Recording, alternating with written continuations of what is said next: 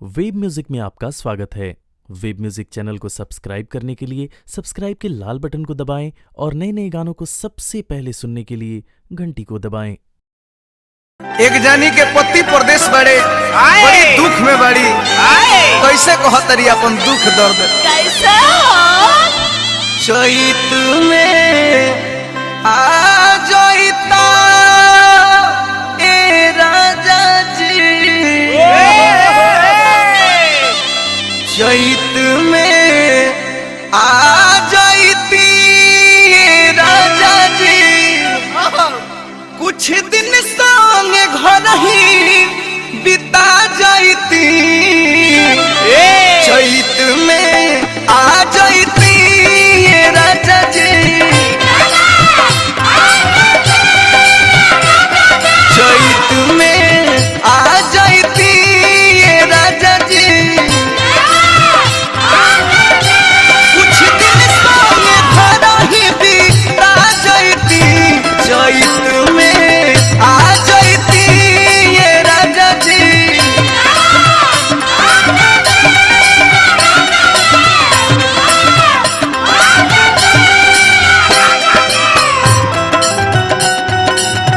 धनिया धनिया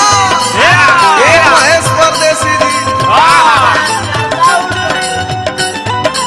दिल्ली में बहुत मिली छोड़ी जान यो बाबा ठाकुर जी जय ए राजा जी ये चैत में मन हा दे लॉस फस करता का करी जी जस कल चैता भी गाड़ी दे तमन्ना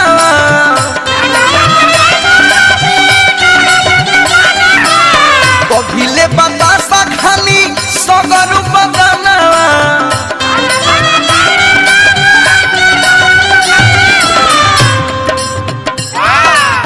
जस कल चैता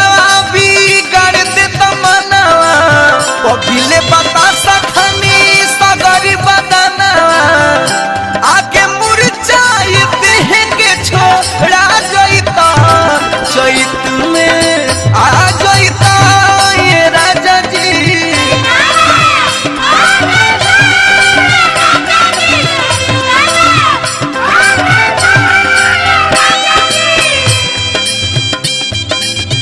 अरे बना रहा अभिषेक आनंद हो अरे गाता ब्रावो धनी है विकास सिंह विकी के लय लेत रहो पूरा लय लो कलकत्ता हिलौले रहो मुकेश भैया हो सारा भैया हेलत रहो धनी है विजय भैया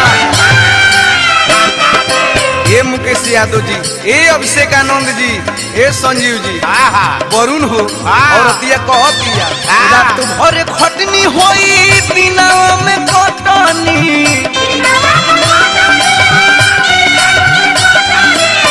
होई त दोपहरी में सतुआ चटनी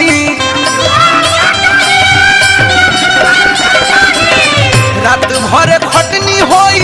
दिनवा में कटनी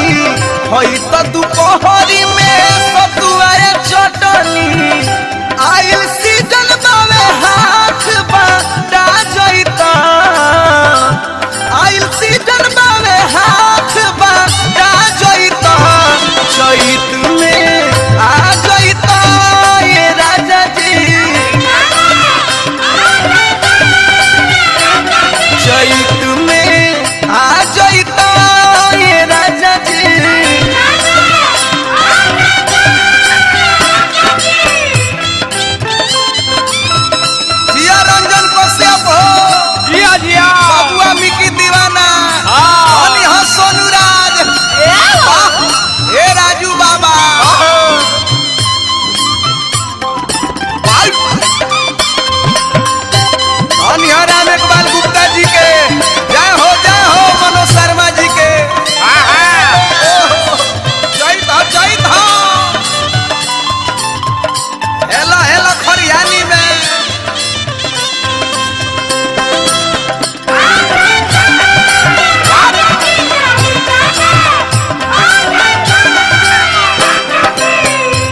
ए पवन डॉक्टर जी, हाँ ए विजय जी, हाँ हाँ हाँ राम यादव जी, हाँ ए प्रदीप, कैसे बोलाओ तरी अपना पति के, का कहो तरी?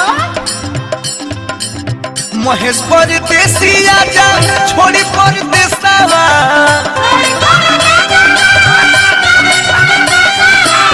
देवरु दीपक न मोर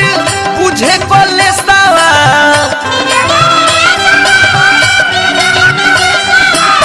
महेश परदेसी आजा छोड़ी परदेसवा, देवरु दीपक न मोर